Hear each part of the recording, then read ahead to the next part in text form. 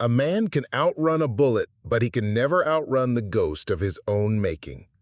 The dust was a wound in the sky, a red, weeping scab stretched thin over the horizon. 13 years, and Jedediah had known a world of endless, sun-bleached grief, a silence that had settled in his bones like the powdered soil of the Arizona Territory. His brother, Elias, had gone missing 2 years past, swallowed by the desert's vast, unfeeling maw. It was a wound that had never scabbed over, a hollow space in the world that Jedediah and his father had learned to navigate in a kind of somnambulant despair. The boy's memories of Elias were now like faded photographs, the details blurring at the edges. He remembered a laugh that sounded like pebbles skipping across a still pond, a calloused hand that had taught him how to carve a hawk from a piece of sycamore, and a set of eyes that held the promise of a world bigger than their dusty homestead. Jedediah sat on the porch swing, the rhythmic creak a metronome for his quiet sorrow. His father, a man forged from silence and hard labor, worked the fields, his back a testament to a life of unyielding toil and unspoken pain. They were two planets orbiting a dead sun. The world was a series of small, stark rituals, waking before dawn, working until the last vestige of light had bled from the sky, a silent meal, and then the restless sleep of the bereaved. This day, however, was a break in the routine. The stagecoach was due to pass, a rare and thunderous event. Its arrival was an echo of a larger world they had left behind, a reminder of the commerce, the chatter, the fleeting lives of others. Jedediah had been given the chore of waiting for it, of making sure the water bucket for the horses was full. He watched the dirt road, a serpentine scar across the land, and waited for the faint, distant rumble that would announce its coming. The air was heavy, pregnant with the promise of a dust storm. The wind had picked up, a whisper at first, then a low moan through the telegraph wires that strung across the land like a cruel spider's web. The sky, once a brilliant, aching blue, had begun to turn the color of a bruised peach. He could feel the change in his bones, a static electricity that made the fine hairs on his arms stand on end. He was a creature of this land, attuned to its moods and its subtle betrayals. He knew what a silence meant, the kind that preceded a sudden downpour or an ambush. This was that kind of silence. The rumble of the stagecoach, when it finally came, sounded less like a sign of life and more like a drumbeat of doom. It was moving too fast, a furious, careening thing. And then he saw the riders, 3 of them, cloaked in dust and the grim resolve of men who had crossed a line. Their masks were crude, rags torn from old flour sacks, but they were effective. They were not men of the desert, not the type to sit in the shade and wait for the sun to pass. These were men of violence, of sudden, desperate hunger. The stagecoach driver, a man named Bartholomew he had seen before, was fighting to control the team, the horses snorting and kicking, their eyes wide with terror. Jedediah, frozen, watched as one of the outlaws, a man on a sorrel mare, rode up to the stagecoach, his hand on a sawed-off shotgun. The other 2 flanked the coach, their rifles raised. Time seemed to slow, to stretch like a piece of taffy. The world dissolved into a series of vivid, shocking images. The flash of metal, the frightened face of a woman peering from the window, the desperate, futile struggle of Bartholomew. And then, a gun went off. Not the outlaw's gun, but Bartholomew's pistol. The shot went wide, kicking up a spray of dust. The outlaw on the sorrel mare cursed, his voice a low, gravelly growl, and then raised his shotgun. The second outlaw, the one on the left, a tall, lanky figure whose broad shoulders were oddly familiar, dismounted. His movements were fluid, economical, the way a man who has done this 100 times would move. He held a Winchester rifle, and the sight of it made Jedediah's stomach clench. He had seen a rifle just like it, its stock worn and gleaming, a small, intricate carving of a hawk on the butt. The hawk Jedediah had taught his brother to carve. The world tilted on its axis. It couldn't be. It was a trick of the light, a phantom of his aching grief. The tall outlaw approached the stagecoach, the rifle held with a casual, practiced ease. He didn't speak. He simply pointed the rifle at the driver, and the driver, his face ashen, threw his hands up in surrender. The outlaw then moved to the locked strongbox, the one containing the gold and the mail. The third outlaw, the one on the right, stayed mounted, a silent sentinel. The one on the sorrel mare had dismounted now and was watching the passengers, a grim smile on his face. He was the one who was truly enjoying this. The tall outlaw, the one with the familiar rifle, stood in front of the strongbox, his back to Jedediah. And then he turned his head just for a moment to look back at his horse. The rag mask had slipped just enough to reveal a patch of skin, a sliver of a face, a scar, a thin white line that ran from his temple to his cheekbone. A scar Jedediah had been there to see, the result of a boyhood scuffle with a fence post. Jedediah's breath hitched in his throat. It was Elias. It was his brother. The ghost of his childhood, the phantom of his grief, standing before him now, a man of violence and shadow. Jedediah wanted to run, to scream, to call out his brother's name, but he was frozen. He was a statue carved from a grief that had just become a living, breathing thing. He watched, a silent, unseen witness, as his brother used a pry bar to break open the strongbox. The loud, metallic splintering was a punctuation mark on the silence of the desert. The passengers were quiet, their faces pale with fear. They were just objects to these men, a means to an end. Elias, his movements still so familiar and yet so foreign, began to fill a saddlebag with the gold. He worked with a practiced efficiency, his hands moving with a speed and precision that Jedediah had only ever seen when his brother was mending a fence or building a new trough. His brother, the one who had taught him how to be a man, was now a man who took from others. The shock was a physical thing, a punch to the gut. The world was not as he had believed it to be.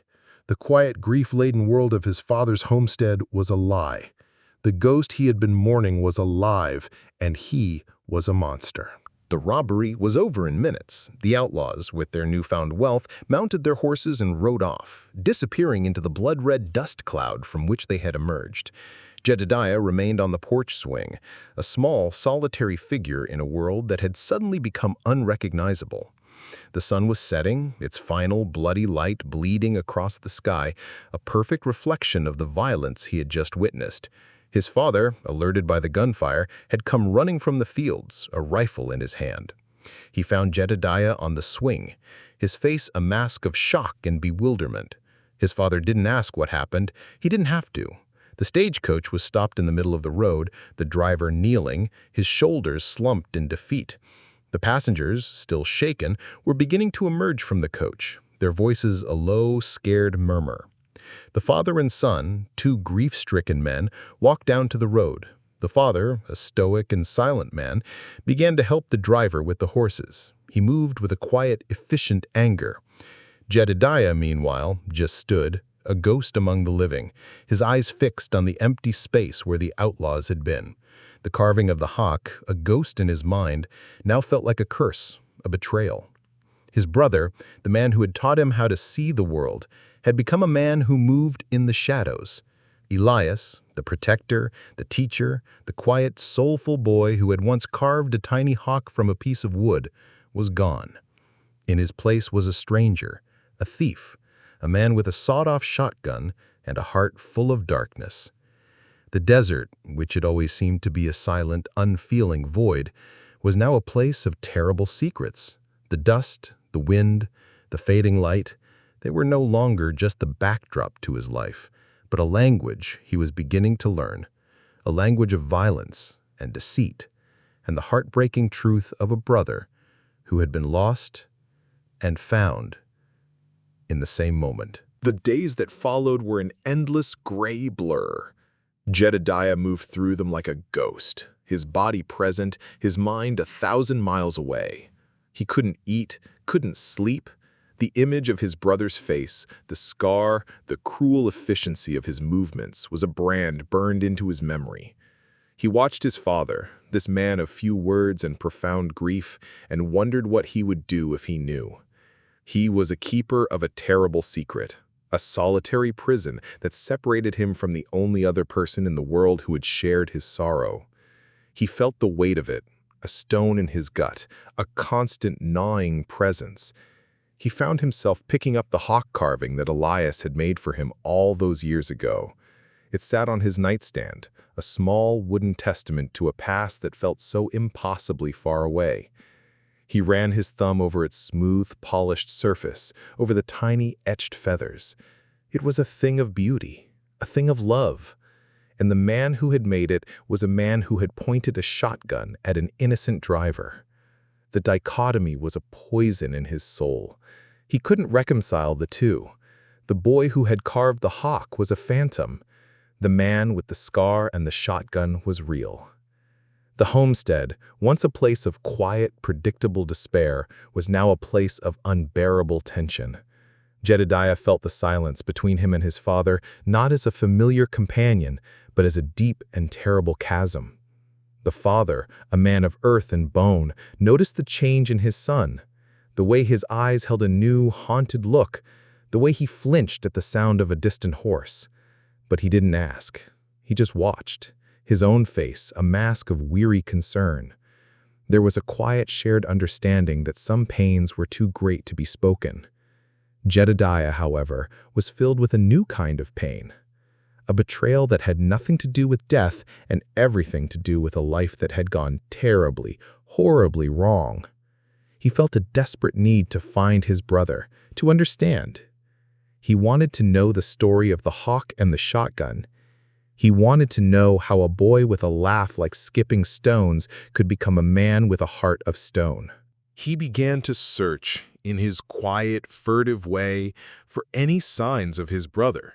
He would ride out into the desert on his old mare, a bony, long-suffering creature named Sadie, and he would follow the tracks of the outlaws, long faded now by the wind and the sun. He would ride for hours, his eyes scanning the horizon, his heart a frantic drum against his ribs. He was looking for a ghost, a whisper, a sign. He was a boy on a quest for the truth, armed with nothing but a rusted hope and a searing, unbearable ache. He found nothing. The desert was a vast, indifferent ocean, and his brother was a single lost ship. The sun would be down on him, and the wind would whip his hair into his eyes, and he would feel the vast, unfeeling indifference of the world. It was a world that had taken his brother once, and had now returned him in a form that was more terrible than death. One day, while he was out on one of his silent, futile searches, he came across a small, abandoned shack. It was a thing of rotting wood and peeling paint, a testament to a life that had come and gone. He dismounted and pushed his way through the swinging door. Inside, the dust was thick, a fine, powdery carpet. There was an old stove, a rusted bed frame, and on a small, rickety table, a carving. A single, delicate, unfinished carving of a horse. It was the same wood as his hawk, the same hand. He picked it up, his fingers trembling. It was half-finished, the lines of its mane and legs still rough and unpolished. It was a snapshot of a moment of a boy carving a future he would never have. And next to it, an old, faded bandana. He picked it up. It smelled of dust and sweat and something else, something familiar, a scent he couldn't quite place. He saw the frayed edges, the faded pattern, and then he saw the tiny, intricate stitchwork. His mother's initials, painstakingly stitched into the corner of the cloth, a last, lingering memory of a woman he had only ever known in the silent, reverent grief of his father. The world seemed to shrink around him. The air grew thin. He held the bandana in his hand, a small, fragile piece of the past, and he knew. He knew his brother had been here. He knew that the man who had robbed the stagecoach, the man with the scar and the shotgun, was the same man who had worn this bandana. The two worlds, the world of the hawk and the world of the shotgun, had collided in this small, forgotten shack. Jedediah stood there, the dust motes dancing in the single shaft of light that pierced the gloom, and he felt the full, crushing weight of his brother's secret. He had not just become a robber. He had not just gone missing. He had chosen. He had chosen to leave them, to leave the quiet, grief-stricken world of his father's homestead, and to enter a world of violence and shadows. The betrayal was a living thing, a serpent coiling in his gut. He had been mourning a dead brother, but the truth was, his brother had simply walked away. The hawk, the carving, the quiet promise of a world bigger than their homestead, it was all a lie. He had been a man of violence all along. He rode back to the homestead, the bandana clutched in his hand, his heart a raw, bleeding thing in his chest. He felt a quiet fury, a cold, hard anger that was a new and terrifying thing. The quiet despair of his grief had been replaced by a righteous indignation. He wanted answers. He wanted to know why. He wanted to know what had happened in the 2 years since his brother had disappeared. He wanted to know how a boy who had been loved could become a man who took from others. He knew he could not confront his father with this knowledge. His father, a man of silence and stoicism, would not understand. He would see only a man who had betrayed them, a son who was a monster. Jedediah had to find Elias. He had to face him. He had to ask the questions that had been burning in his soul. He had to know the truth. The long, silent grief he had been carrying had just become a quest, a pilgrimage into the heart of a darkness that had once been his brother. He began to follow the outlaw's trail with a new purpose, a grim, determined resolve. He was no longer a boy on a hopeless search for a ghost. He was a hunter. He was tracking a man he once loved, a man he now felt he had never truly known. He was a boy on a journey into the heart of his own sorrow, a journey into the moral landscape of the West, a land where men were forged in fire and shadow, and where the lines between good and evil were often blurred beyond recognition. The sun beat down on him, and the wind whipped around him, and he felt the quiet, relentless pulse of the desert in his veins. The world was no longer a series of small, predictable rituals. It was a vast, unforgiving stage, and he was the solitary actor playing a role he had never wanted in a drama he had never expected. The truth was a heavy thing, a burden he had to carry alone, and the weight of it was a testament to the terrible, heartbreaking reality that a boy's grief could become a man's silent, burning rage. The trail led him to a small, dusty town called Redemption. The name was a cruel irony. The town was a collection of saloons, whorehouses, and dry goods stores, a place where men came to lose themselves, not to find redemption. Jedediah rode in, a small solitary figure on a weary mare, and he felt a world away from the quiet homestead and the silent, grieving father. He dismounted at the general store, his eyes scanning the faces of the men who lounged on the porch, their faces a roadmap of hard living and desperate choices. He felt a cold dread, a premonition of what he was about to find. He knew his brother was here. He could feel it in the air, a thrumming, vibrating energy that was both terrifying and magnetic. He walked into the saloon, the door swinging open with a protesting groan, and the low hum of conversation stopped. All eyes were on him, a boy, a child, in a world of men. He saw him, at a poker table in the back, Elias. He was laughing, a loud, raucous sound that was so different from the quiet, skipping stones laugh of Jedediah's memory.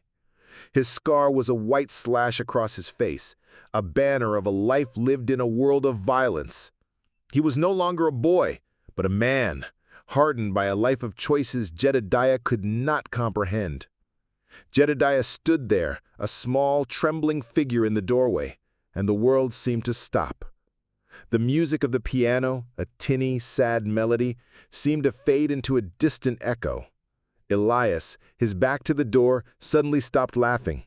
He felt it, the weight of his brother's gaze, a silent, accusatory presence. He turned slowly, and their eyes met. Elias's eyes, once so full of a world bigger than their homestead, were now a cold, indifferent gray. And then a flicker, a spark of recognition, a flash of the boy who had carved the hawk, a ghost of the brother he had once been.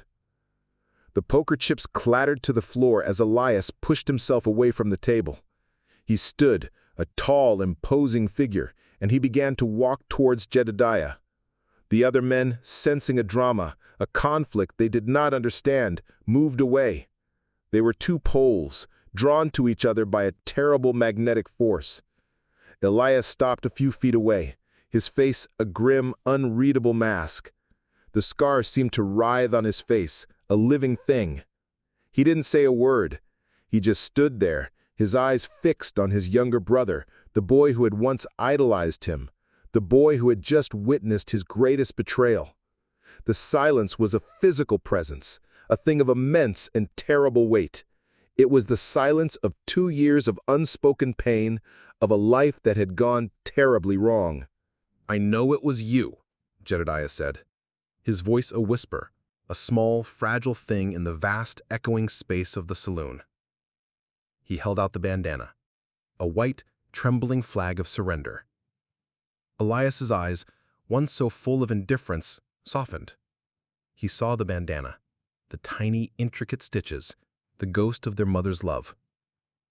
A chasm opened in his eyes, a deep, fathomless abyss of sorrow and regret.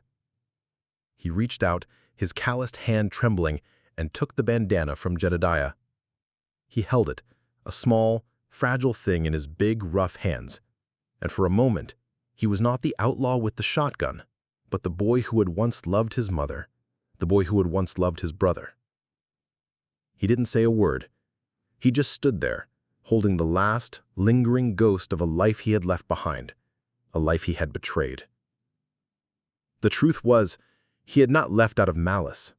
He had not left out of a desire for a life of crime. He had left because he couldn't stand the silence of his father's grief, the silence of his own. He had felt the crushing weight of their sorrow, the endless, grinding despair of a world without their mother, a world that was a constant, aching wound. He had gone in search of something, anything, that would make him forget the quiet, suffocating grief of his homestead. He had found a world of violence, of shadow, a world that had promised a kind of freedom, a kind of release, but had only given him a different kind of prison. The shotgun, the scar, the cruel laugh, they were a new kind of silence, a new kind of despair. He looked at Jedediah, his younger brother, a boy who was no longer a child, a boy whose eyes held a pain that was both new and terribly familiar. He saw the hawk carving, a memory, a betrayal, and he saw the bandana, a ghost, a reminder of a life he had thrown away. He had found a new kind of family, a family of shadows and violence, but he had lost the one he had always had. He was a man without a home, a man without a soul, a man whose quiet, sorrowful beginnings had been replaced by a loud, desperate end. He knew he could not go back. He knew he could not ask for forgiveness. The chasm between them was too wide, too deep. The boy who had carved the hawk was gone. The man who held the shotgun was here. And the boy who had witnessed the robbery, the boy who had been a keeper of a terrible secret, was now a man who had to decide what to do with the truth. Jedediah stood there, his heart a frantic drum, and he felt the terrible, heartbreaking truth of it all. His brother was not a monster. He was a man who had been swallowed by his own grief, a man who had made a series of terrible, heartbreaking choices. He was a man who was lost. The anger, the rage, the righteous indignation, it all seemed to bleed away, replaced by a quiet, aching sorrow. He looked at his brother, at the scar, at the bandana, and he felt a wave of profound, unbearable pity. He had been mourning a ghost, but the man before him was a ghost of a different kind, a ghost of a life he had lost, a man who was a living, breathing testament to the quiet, terrible power of grief. He knew what he had to do. He had to go home. He had to carry the secret not as a stone in his gut, but as a quiet, sacred trust. He had to go back to his father, a man of silence and stoicism. And he had to learn to live with the terrible, beautiful, heartbreaking truth that his brother was alive, and he was a stranger. He had to learn to live with the knowledge that the ghost he had been mourning was a man who had made a choice, a terrible choice, and that the only thing he could do now was to love the man he had once been and mourn the man he had become. The silence of the desert, the quiet, aching pulse of the world was a language he was beginning to understand, a language of love and loss, of betrayal and forgiveness, and of the quiet, redemptive power of a boy who had learned to live with the terrible, beautiful truth that a ghost could be alive, and a stranger could be his brother. If you enjoyed this incredible tale from the frontier, make sure to subscribe to our channel for more amazing stories from the American West. Click on the video on the screen for another tale we think you will love.